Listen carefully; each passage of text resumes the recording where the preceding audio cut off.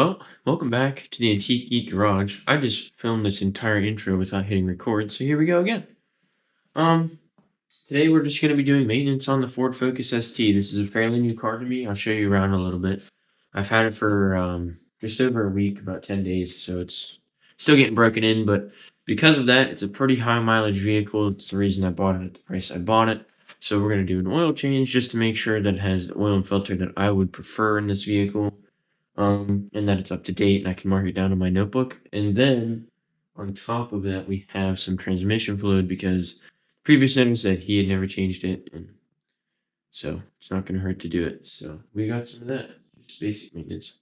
This is probably all we're going to do because today's Christmas Eve. So Merry Christmas to y'all.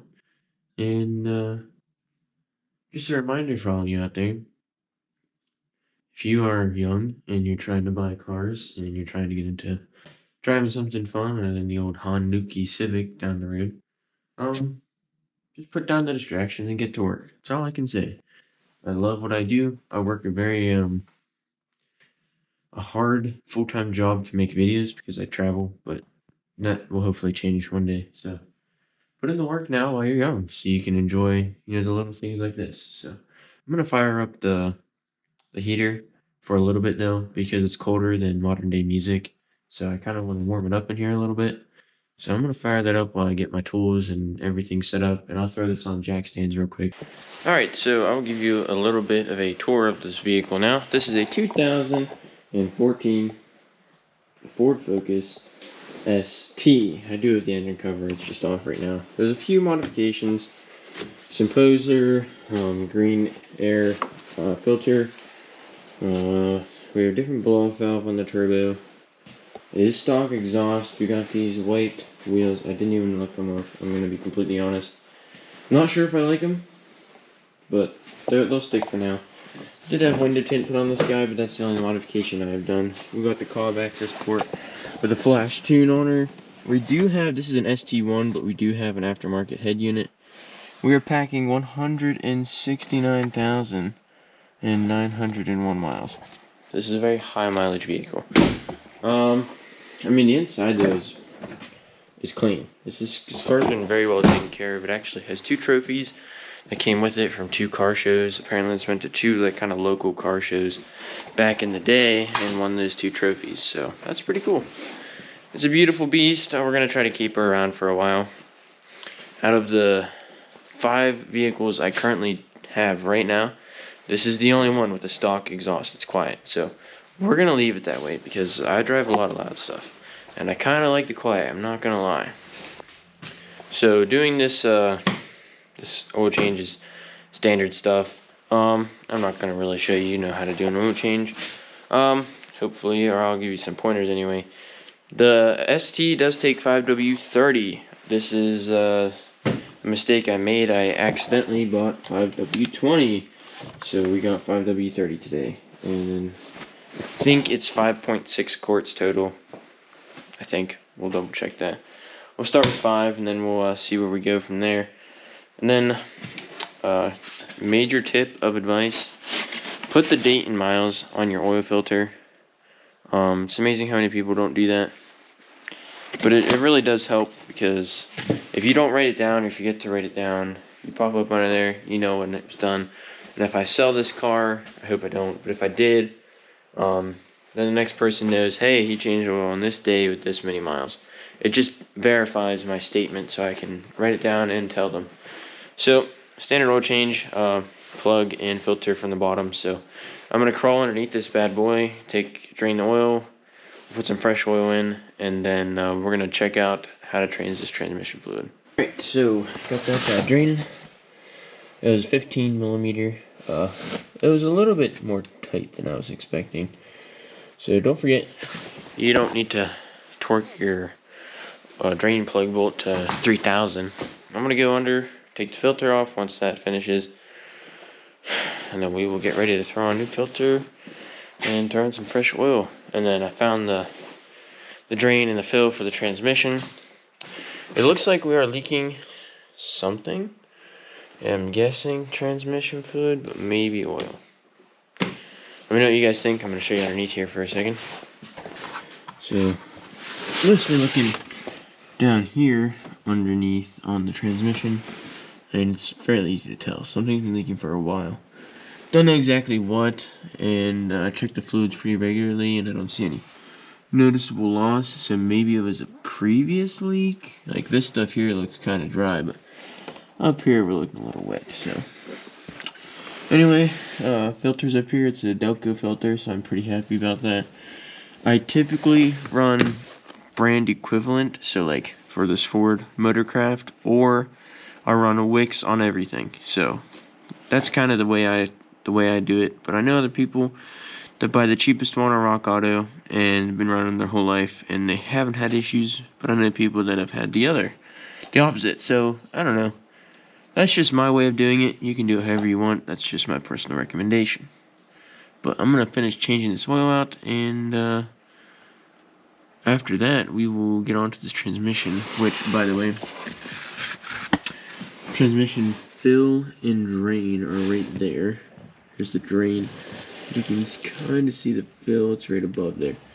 I believe it's a 7 Allen key, and I just bought a brand new set of Allen keys today, and it goes from 8 to 6, and I'm just like, I can't believe it. I literally just bought them today. So hopefully I'm wrong, and hopefully I have a 7 around here somewhere. I think I do, but I was pretty excited to use a new set, so we'll see what we can do. I'm just going to clean off this drain plug, new O-ring or crush washer if you need one, and then we'll get this filter out. So I'll catch you when we are ready to do the transmission fluid. One more quick thing. Just pre-fill your oil filter if you can. Some of them are sideways, but this one's straight up, so pre-fill it and rub some oil, some old or new, doesn't really matter, on this O-ring. Good news, it's an 8mm Allen key, so that helps us out. Oil and filter out. Filter was very tight. I had to use like filter pliers, and it took everything I had. I ended up crumpling the filter a little bit just to get it off. So just a reminder, don't have to kill him. I don't know what's up with this 7 Allen key thing, because I opened up my drawer. These are the old ones I have. I don't like these as much for tight bolts because they just bend, because they're like plastic. But this also goes from 8 to 6, and then the brand new kit I have goes from 8 to 6, and that is an 8. So I don't know what's up with the 7. Maybe it doesn't exist.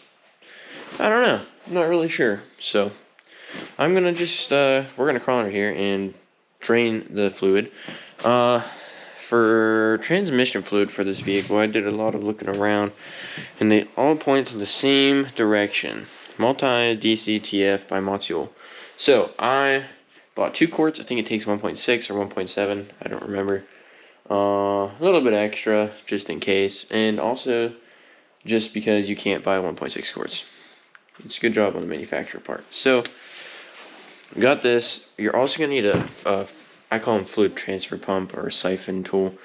I bought like 6 variations of siphon pumps, and they have all broken except for one.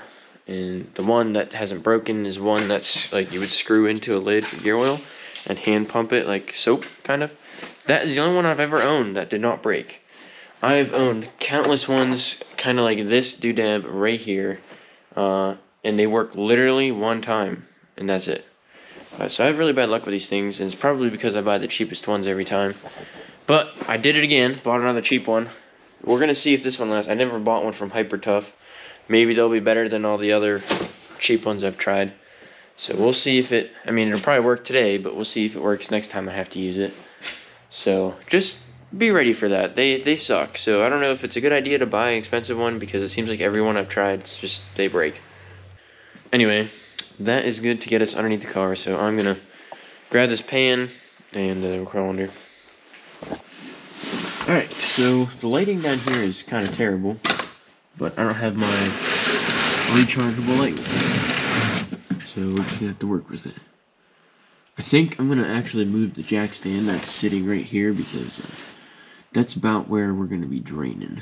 So I don't know, maybe I'll try this. I just have a feeling this is not going to work out very well. Well, as it turns out, this Allen wrench, the end of it is just a little bit too long, like this guy here. So I'm just hitting the subframe. So if you want to if you're interested in losing a finger, or both fingers, or all 10, I'll show you how. You start by clamping your Allen wrench down with 2 vice grips to an unsecure table surface. Grab your nearest cutting device with a battery, and do a very crooked cut that will end up causing you to lose your finger.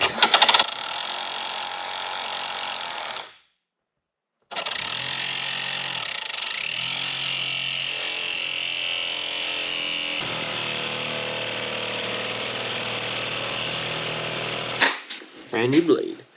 See if we can finish it out.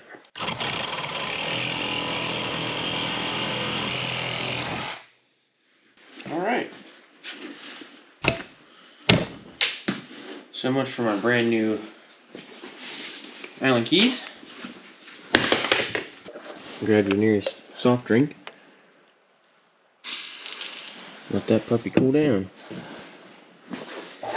Now, in all seriousness, I don't know what to do about that except for cut this off, because I don't have any other shorter Allen keys that'll fit, because that other set I have is those yellow ones that are even longer, I guess, if you want to say. They're just shaped in too wrong of a way. I'm going to grab a file and file that off so that it's a flat edge. I don't want to strip that out at all. That would be terrible. Well, if I have a file, well, I'm going to go locate a file and make a clean edge on this thing so that we can use it to take out this drain plug. Alright, I finally got it broke free. Fluid actually looks pretty good. I'm happy with the way it looks. Magnet was clean as a whistle. I ended up throwing the Allen key on, but then putting a wrench on the bottom.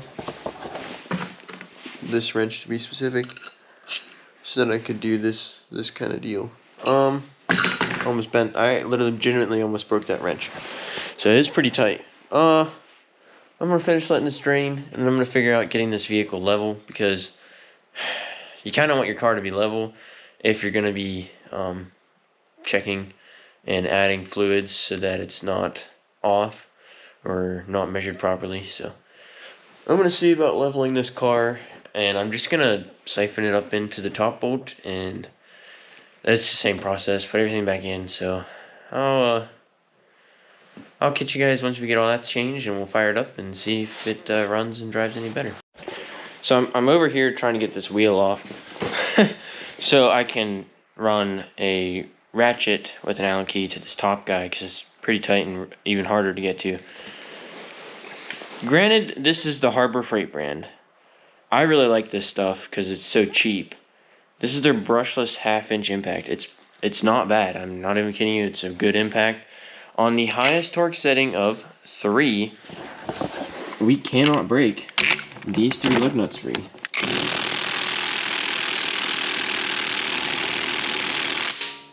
That is insane. They should not be that tight. So hopefully I can get this free now. There's the next step. So I have to throw it in gear probably, and throw a breaker bar maybe on this. Hopefully that works, because those are insanely tight. Well, I did the back and forth game, and it came off. And I wasn't going to clean them, but now that they're off, it's like I have to clean them. I don't know. We'll see. I got a little bit of time, but I'm pressing time for Christmas events, you know. So it's definitely worth it to do that, to get that drain plug out, and then I'm assuming also to fill it. I'm gonna go grab the first quart, a rag, and we're just gonna start filling this guy up. And oh yeah, I still gotta level the car. It's still back there. I'll level the car, then I'll fill this up, and once it's dripping out, then you know she's good. Alright, well, I spent like 10 minutes of my time and just kind of cleaned everything that's black with some like 3-year-old Ultimate Black to Black from Meguiar's. It turned out pretty decent. I mean, for 10 minutes, it wasn't bad. I would like to clean all the paint and everything, but it's cold, so all the water I would get would make my hands absolutely frozen. So I'll worry about it some other time. It's gonna get dirty with the winter anyway. come spring and summer, we'll take this engine cover completely off and we'll just take care of everything under there. But that's it for underneath the hood of the Focus. Oil and transmission fluid change. Something I highly recommend whenever you first buy a vehicle that's used anyway. So I'll write down in my notes on my phone when I did the oil change. I have it written down on the filter so that you can always remember that stuff, because you never know if your car is going to keep up. If you need to reset it, you can usually it's like either a button or something you have to hold or push in, or you have to use a scanner. Just kind of depends how unfortunate you are.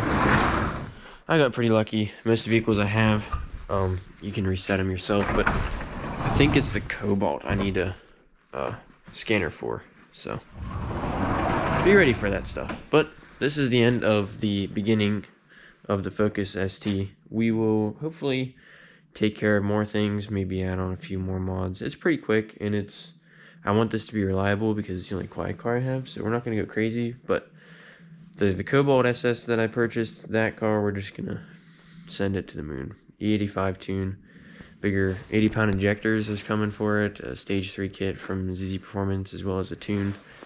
So it's going to be probably faster than this is my goal, because right now the Focus is faster. So I want it to be faster than the Focus, but there's a lot of added parts.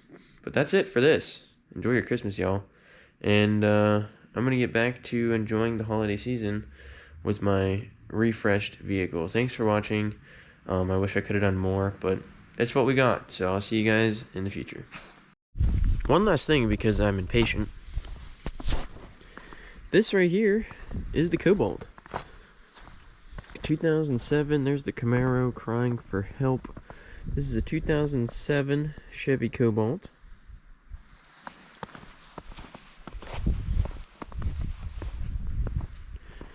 It definitely needs some work done.